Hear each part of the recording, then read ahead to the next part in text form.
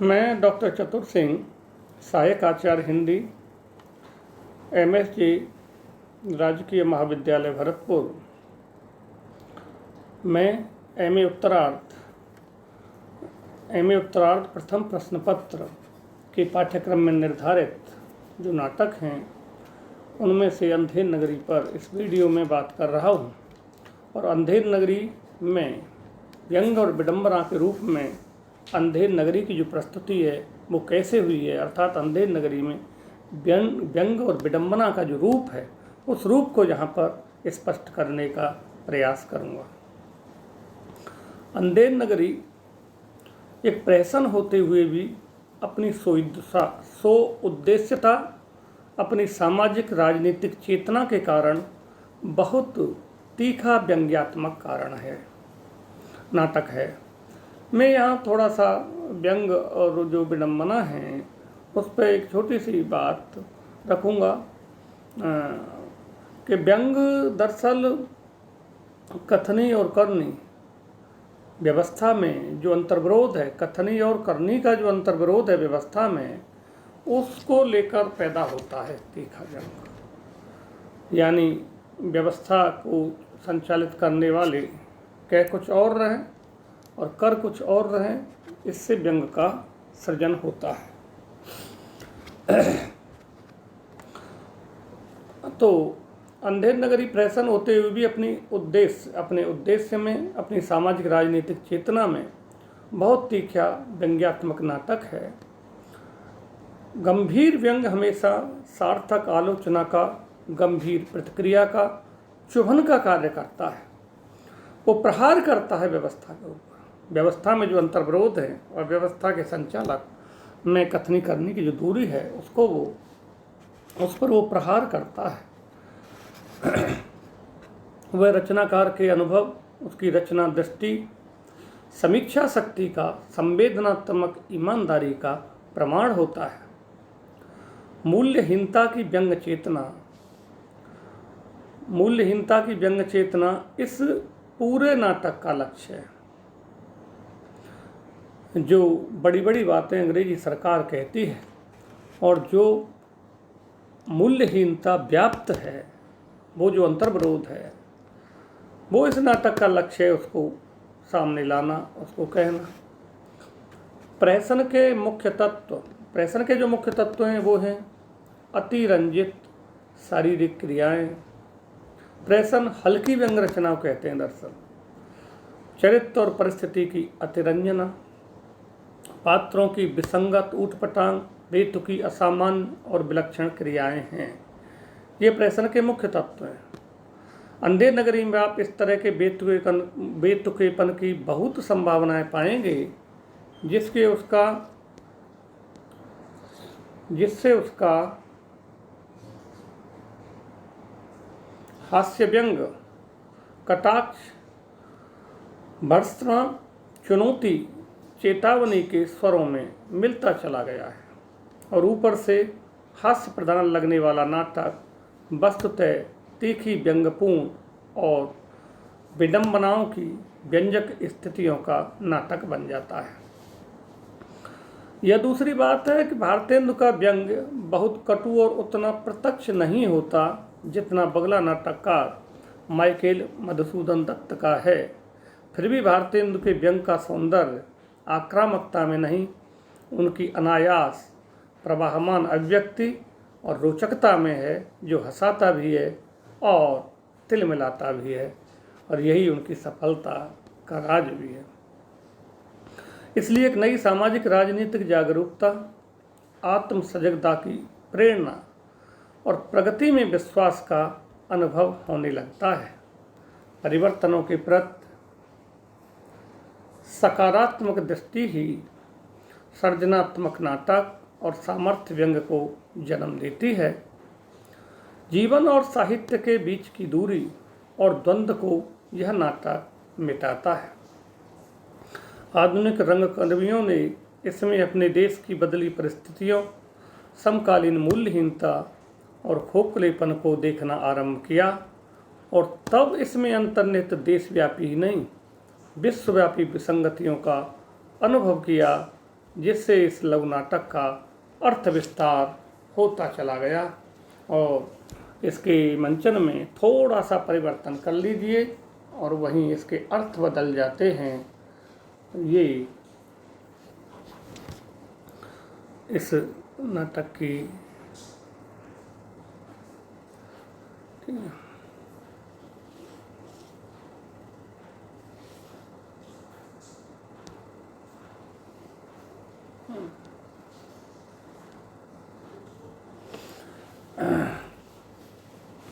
इस नाटक के सामान्य से दिखने वाले कथानक में तत्कालीन राजनीतिक व्यवस्था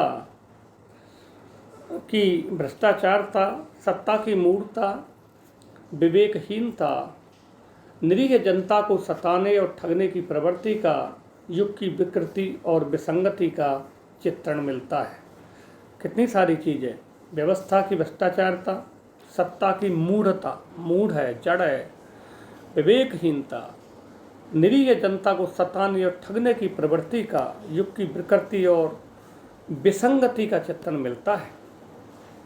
वैसे तो अंधेर नगरी का केंद्र बिंदु है पैसे और धन का बढ़ता महत्व, लेकिन नाटक का मूल स्वर इतना ही नहीं है। मूल स्वर तो धन पर आधारित अमानवीय व्यवस्था और उससे उत्पन्न उत्पीड़क और अराजक स्थितियों का चित्रण है। अंधेर नगरी अंध व्यवस्था का प्रतीक है। चौपट राजा न्याय दृष्टि के न होने का प्रतीक है, विवेकहीनता के होने का प्रतीक है। उसका न्याय भी अंधता का प्रमाण है। न्याय की पूरी प्रक्रिया शासन सत्ता की संवेदनहीनता और मानवीय विडंबना को यहाँ उजागर करती है। साथ ही आज के मानव समाज में बढ़ती जाती लोक वृत्ति पर भी व्यंग है, क्योंकि वही मनुष्य को अंध व्यवस्था में फंसाती है, जहाँ शोषक शोषित, अपराधी निरपराधी में कोई अंतर नहीं हो पाता। अंधेर नगरी को व्यापक रूपक के तौर पर देखें तो वह समकालीन राज्य व्यवस्थाओं पर व्यंग के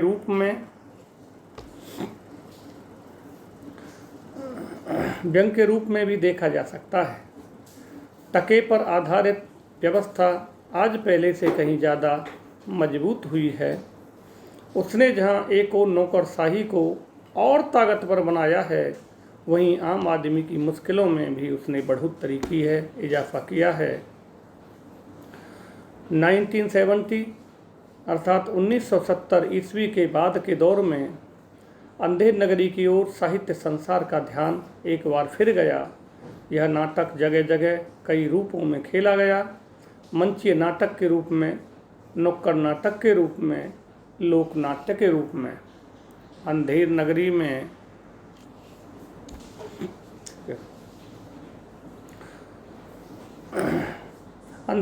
में राज्य व्यवस्था का जो चित्र प्रस्तुत किया गया था, वह आज भी उतनी ही सच नज़र आ रहा है जितना भारतेंदु के दौर में आता होगा। अगर हम नाटक में निहित उनकी पुनरुत्थानवादी और नैतिकतावादी दृष्टि पर बल न दें तो उसमें निहित यथार्थ लगभग उसी रूप में आज भी मौजूद है। मनुष्य की पहचान आज पहले के किसी भी समय से ज़्यादा पैसे से नापी जाती है।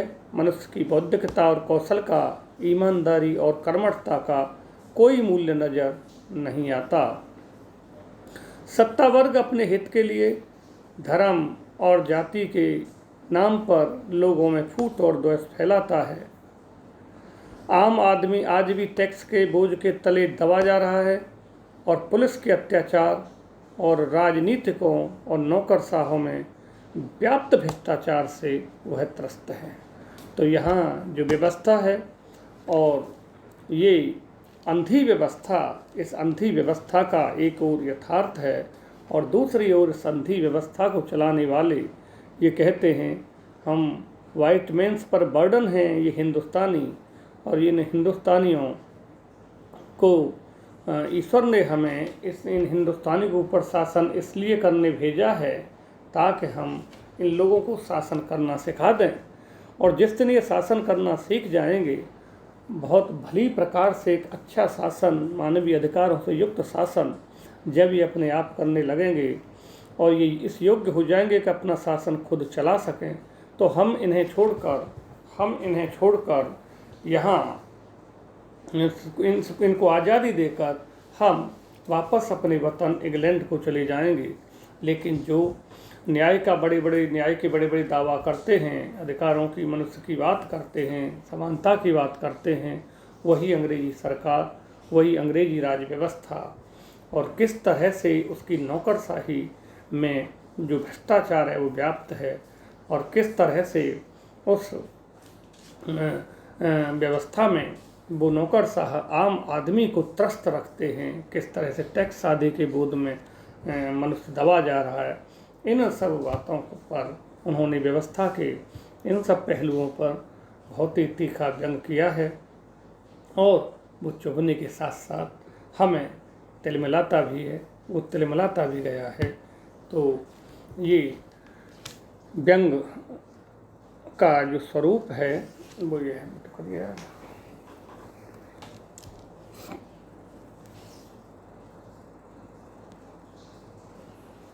यही है ना।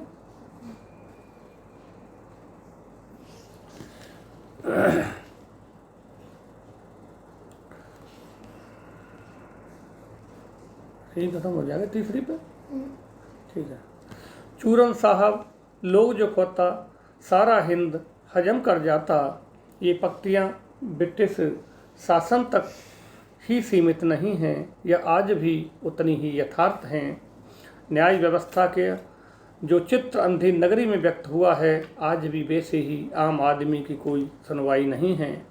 न्याय के नाम पर जो अन्याय होता है, उसके कदमों तले गरीब और असमर्थ पिस रहा है, उसकी फरियाद कोई भी सुनने वाला नहीं है। कानून के दाव पेच के आगे वह निरुपाय है। अंधेर नगरी आज की न्याय व्यवस्था के आडंबर, आतंक और न्याय प्रक्रिया की जटिलता और अंधेपन को भी उजागर करता है।